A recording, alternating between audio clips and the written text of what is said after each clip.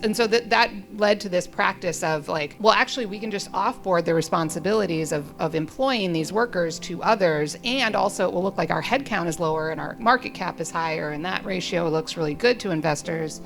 And just like kind of hide the responsibility for those workers in this sort of very opaque network. That has sort of morphed, and we got into that work as part of like working on the gig worker stuff. There's a lot of talk about gig workers. There wasn't a lot of talk about these TVCs, and we thought, it was worth shining a light on that practice. That's now morphed now in the AI era to platform work. So the offshoring of jobs that are critical to building AI systems, training the tools, telling it like, no, that's not a dog, that's a cat, or like how do you think the Waymos know where they're going? Like there's a lot of human vision behind that AI vision. It's a lot of people in places like the Philippines or Kenya or wherever that are training the systems, and they are working in pretty abysmal conditions.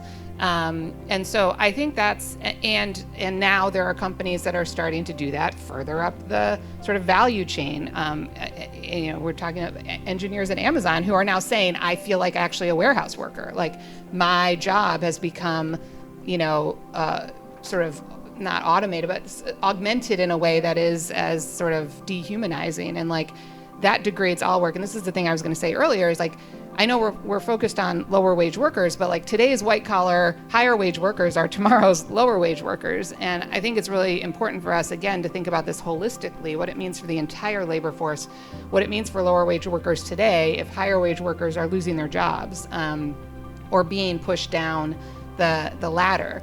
And for us, from a policy perspective, what does that mean for how we think about policy solutions? I don't think they really understood that when they were building these tools, they were building their replacements. And the fact that these are the first jobs that are being fully automated is pretty sobering. And so we're hearing from a lot of workers in the AI industry in particular who are like, whoa, this is, first of all, not what I signed up for to create. I think folks at OpenAI are very concerned about this governance shift that is happening, and they're starting to ask questions like that.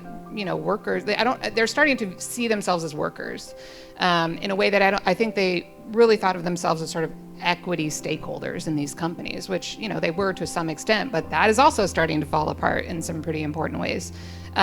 So actually, I think that's a really good development. I think it's a really healthy development for these workers to understand their role in the system, and not just, their lack of power, but the power that they could have collectively and in solidarity with other workers to help influence how these systems develop. So yes, we are seeing a lot of that.